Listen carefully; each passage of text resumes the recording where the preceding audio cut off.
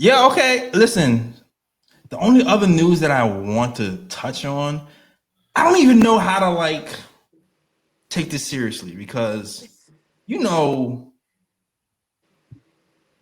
he On don't Wendy's. What? he he be on and off sometimes with the news. There's the people that I listen to when I say, okay, this might happen. The Shams, even though Shams is kind of shaky to me right now. Shams, Ian Begley, when those guys say something, I'm like, okay, things might happen.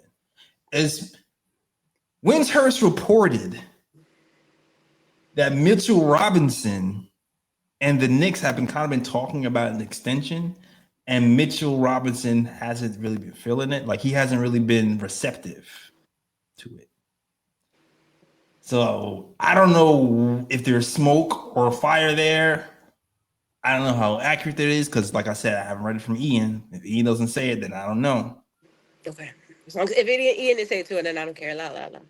Yeah. Hopefully it's all BS. Hopefully it's all BS. It But might be the money. Do we have money to give him $20 million a year? it might be the money because he got 14 million. I've seen him interact with fans, and it was like, "Yo, Mitch, take a pay cut." He started laughing. he started laughing. Too. I mean, you need me, pay me, but we can't. Mitch is arguably one of the most important Knicks here. Yes. Because you see how we are when we have a top defensive center next to Brunson and Cat. Like we actually really need a top defensive center next to Cat and Brunson for this thing to work. So it's weird because he is like we really need him, but also he doesn't play a lot of games. So it's like because you don't play a lot of games in the season, I feel like financially you might be capped, but then at the same time, if there's a team that's desperate for a big man, they can throw whatever money they have at him. So this is gonna be interesting. Hopefully it's all BS and he wants to stay a Knick. But who knows, man? Mitch marches to the beat of his own drum. Facts, and I will say this because the Knicks do have a history of if a player's up for an extension and the Knicks cannot reach an extension with the player, they usually trade that player for assets. Yep. So I think that's something to watch out for in the future. Right, but that's usually what happens, but this one is even trickier because Mitch. We need Mitch for a run. Yeah. And I think he's the longest tenure on the roster, correct? Yes, right. So even if you move him, if you're trying to seriously make a run, who do you replace him with? That's going to have a similar impact. Not say Walker Kessler, chat. I know, and I already say people are going to say Walker Kessler, but to get Walker Kessler, you're going to have to give up Deuce as well, and that's going to get into our depth, which is going to make it further hard for us to get a chip. So it's this is it's not tricky. This is not that easy to me. You can't trade your best point of attack defender and your best lob threat and defensive anchor and seriously say we're trying to win a chip in this year. I'm about to drop a nasty hot take. That is to piss people off. Mitchell Robinson to me is the second most important player on this roster. To me, he is more important than Karl-Anthony Towns, more important than Bridges or OG. He is the second most important player on this roster after Jalen Brunson. Every single team has won a championship since my mind can recollect has a Mitchell Robinson on their team, whether it's a 4 who does a lot of the Mitch stuff or the traditional 5. All of them have it. OKC benched Hart and had keep Chet because Chet could defend the rim and Hart was getting dog walked again in the finals of Pascal Siakam. You got to have the rim protector. It's absolutely crucial. So if we go in before February and Mitchell Robinson's 14/15, 17, whatever, isn't enough, Josh Hart, pack your bags, trade. Whatever that leftover salary is known to my main man, Mitchell Robinson. Because in my estimation, my humble opinion, we cannot win a championship without Mitchell Robinson or a better version of Mitchell Robinson, another player. That's my opinion.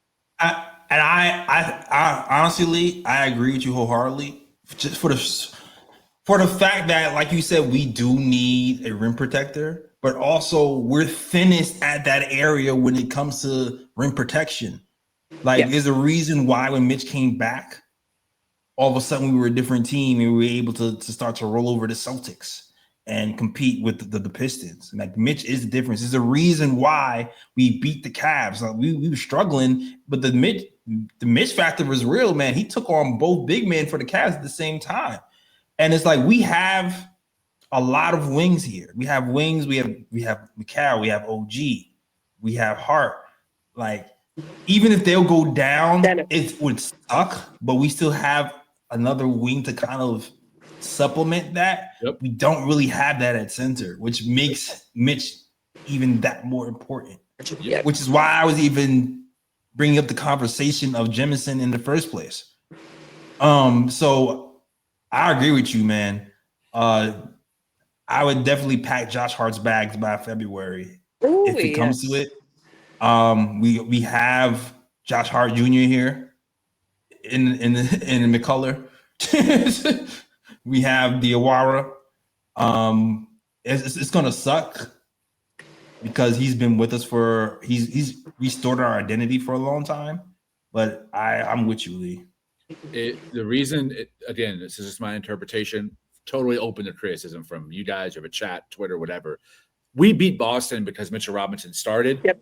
Able to play one-on-one defense on the island with Jason Tatum, able to switch on him on the perimeter and defend him on the catch, on the three-point line, then be able to play back and drop and defend the rim against Derek White, cutting in. We beat them because he solidified our pick and roll defense, where Brunson, yes, you're getting cooked, or you're getting that pre-switch, puts Mikal Bridges, whatever happens doesn't matter, because now that back line's defended by Mitchell Robinson at the rim.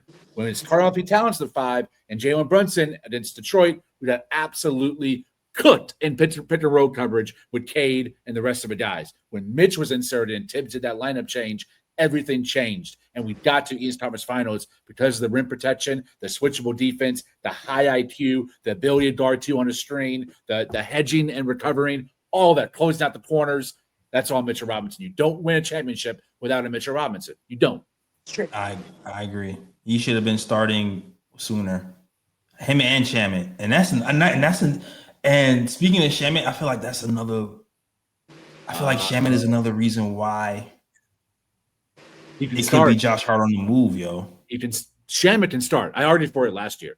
I thought he should be the starting two guard. I think he should be the starting two guard this year too. Him or Deuce. He can start. What else do you need? Catch and shoot, come off curls, defend the first back. He could. And even if you don't start him, having with the second unit, having him spread the like when you're thinking about other lineups, and you're like, all right, we're gonna take Josh Hart out the starting lineup and put him with the second unit. All right, cool. Then you're like, all right, Josh Hart is playing with Mitchell Robinson. We all saw how ugly that looked last year. Yeah. But you do that with Shamet, then it's a different story, because now you have your rebounding and your shooting.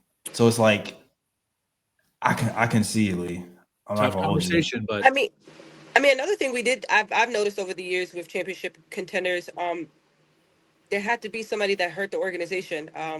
The one person that comes to my mind was Marcus Smart with the Boston Celtics. I thought they were absolutely crazy to let him go, to see that they had to let him go. I think Josh Hart would kind of fit the same scripture for us. It's going to, when the day we wake up and see it, it's going to be like, oh my God, Josh Hart. But when we get to the glory, we're going to see that he was just somebody that just had to because of who replaced. Sometimes you have to make sacrifices. I think there's key things to it. You have to have coaching. You have to have good offense, good defense. You have to have a star player. You have to have a Robin. That's all inevitable. I think people forget the other factors, such as chemistry and such as sacrifice. You have to make sacrifices is another thing in order to win a championship. It would be so beautiful to win with everybody that we loved on our team. However, it's all about the fits, and his contract is ridiculous to me. I think that it's because of him is we can't do a lot of things. People try to complain about OG and Mikal's contract sometimes. They're not why we can't do a lot of things. Josh Hart is why we can't do a lot of things. His contract is very high, and it's not that he didn't deserve it. I won't take anything away from him. Flirting with triple doubles every night is pretty impressive. But he's short. And right now he has a finger that is like the Leaning Tower of Pisa, that at any point he could wake up and be gone out the season for like 3-4 months, and we're SOL. So I would get rid of him before he becomes he was already a burden for us in preseason. We didn't get to see Josh Hart at all this preseason. Why? Because he's hurt. We might not even get him to start the season. Why? Because he's hurt. So if we could get him out the door before he gets to a point where he's out for the season, I would be looking forward to it, because the contract would, and then unavailability would really hurt what we have going on this season. But that's the breakdown. When I add one more small thing, it's another hard truth. His defense has regressed. I wouldn't say significantly yet, but the eye test, he can no longer stay in front of guys that have any kind of first step or lateral quickness. He gets lost and he becomes a turnstile. I would say right about at the nail. He can still dart a little bit on the perimeter on shooting, but once he get past him on the nail, I see him behind the offensive player more than in front of him. So for that reason alone, to me, he's the first one out. We have to. For me, I think Josh Hart getting back to 20 minutes a game, 25 minutes a game, I think the defense is going to improve once it gets lower. So I'm not going to hold that against him. I saw somebody say we'll miss his rebounding. Yeah, that's going to be the biggest blow. We're going to miss his rebounding for sure. But with Mitch back, no. Yeah, I'm saying it's a choice though. It's like we'll miss his rebounding with the second unit, but it'll hurt more to miss an elite rim protector, lob threat, and a guy who can cover up the mistakes of Brunson and Karl-Anthony Towns, and a center who can guard shooting guards and small forwards on a perimeter in a pinch, like Jason Tatum. like even though you can't do it full time, like he can do it for 3 or 4 plays and put up a fight and stop him. Like that's a big deal. So it hurts, but one hurts more. And to be honest about it, I was actually looking forward to Josh Hart playing this season in Mike Brown's system, because I think Josh Hart would actually thrive in this system because Mike Brown wants the Knicks to run, and that's what Josh Hart does. Like Josh Hart runs, like he grabs rebounds and he's like a one-man fast break. That's what he does. You know what I mean? So I was actually looking forward to seeing Josh Hart actually perform this season in Mike Brown's system, just to see how he would play, especially knowing that he's not going to be playing 40 plus minutes like he did on the Thibs. Like he's going to play a truncated, like maybe 20 minutes per game, 25 minutes per game, to see what he can do within that time span. And also, like Fritz also said in the chat that it seems like Josh Hart is not stopping his contract is not really stopping the Knicks from doing anything. So it doesn't even seem like he's a necessity to trade. Like if the Knicks do trade him, it's going to be because they think like he's on a decline and they could get assets for him. It's not going to really be because he's going to stop the Knicks from signing Mitch or anything like that. All right, I'm gonna shout out to our guy, Mr. NBA Economy himself. Pitchforks and calculators, Mr. Fritz Alcindor. All right. He said trading Josh Hart is short-sighted. His contract becomes a huge asset next summer, as basically an expiring deal. Okay, so like, if that's the case, then it'll be next summer. Then it won't even be this summer. It'll be next summer. It won't be this season. It'll be next summer.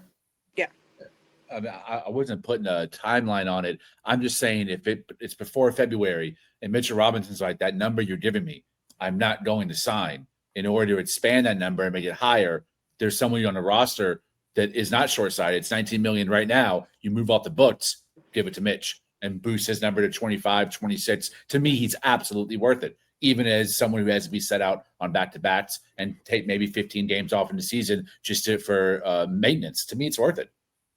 Someone did verify that for me too. We only had 12 back-to-backs, so that means Mitch would only miss 12 games this season. Yeah, and maybe you hold him out a few other ones. Just like because 15. I give him like 15. Yeah. 12 of those, maybe the end of the season games. You might miss a few. But yeah. Yeah, we're gonna need Mitch to play enough games to be in contention for Defensive Player of the Year. It's gonna be him and OG. How many is it again? Did he have to play? 65. I believe it's 65, right? Or 67, something like that. 65. You have to play more than, I think 65. I like that to do that, but that's a lot. 65. Who's good at math? You good at math, right? Ryan G? I mean, how many games can he miss? 82 minus 55. 82 minus 15. How many can he miss? Oh, yeah, there's 67 then. 82 minus 15, 82 minus 10, Yes, 72. 21, 70. All right, that's right there. It's like 67, right? Yeah. 67. All right. There we go. That's 67. That's enough. Yeah, just sit on back to backs. All right. All right, man. All right, yo, salute to the chat. We got 52. Hold on, wait a minute. We got 52 people in the YouTube chat on a Friday night preseason. Okay. Shout out to you guys. And we also, I think we got another 50 in Twitter. So shout out to you guys as well. All right. If you like the show, subscribe to the channel, man. We here after every game talking Knicks basketball. And we're going to talk about the ins and outs. We're going to talk about trades. We're going to talk about X's and O's. We're going to talk about everything under the sun when it comes to the Knicks. If you enjoy our banter, our jokes, our personalities, just come over to the KOT side. Kick it with us, all right? We here. We like talking Knicks basketball. And we like talking the Knicks basketball with you guys as well. All right. Shout out to Knicks Nation 112 says salute KOT. Who is this young lady? I felt like this since last year, and Tibbs kept rolling him out like he peaked LeBron. I mean, talk about Hart. Yeah. Oh, okay. We're not going to miss his rebounding at 20 million for 7 or 8 is crazy. I feel you. Thank you. And okay, the young lady is B the motivator. Shout out to B. She's new on the squad. She actually joined at the end of the season. Yes, thank you. Yeah. Big shout out to Lee. Yeah, shout out to Lee. I actually did a show with Dexter, and Lee was like, yo, can I buy B? And some other people how I've been arguing with on Twitter, I'm like, yeah, cool. Oh yeah, I'm feisty, guys. We're gonna see. Yeah. Feisty, but they keep me in shape. I like it. Yeah. So I came back after this show with Dexter. I watched the show. I was like, oh, B's kind of killing it. I was like, you know what? Oh, bring. I wasn't even looking for it. I was like, B's killing it. Bring me back, please. All right, and now she's with us. So yes, appreciate you. And now y'all see why. All right. I was out of the 100 bums I've argued with on Twitter. There have only been 3 that weren't bums that I walked away either impressed or I was like, damn, that was a really good conversation. And B was one of them. Her and I were going back and forth on basketball related topics, Knicks and otherwise for about a month straight, or maybe even 2. And I was like, I gotta have her on the show. I had no idea who she was, what her personality was. I just really loved her takes, and here she is. Appreciate you guys. That's the young lady. So yeah, shout out to B. Shout out to Ebony too, who was new ad last time. And yeah, we got a nice squad, man. I feel like honestly, I'm not gonna hold you. I feel like for people who've been rocking with KOT since inception, I feel like this is honestly like our most talented, well-rounded panel that I've had the pleasure to work with so far. I feel like this season is going to be freaking phenomenal. From Phil to Ebony to B to Ryan G to Lee. I feel like this squad is amazing personally. So I hope you guys enjoy this season. I feel like we're going to have a really good season when it comes to basketball, when it comes to analytics, when it comes to the jokes. I think it's all going to come together this season.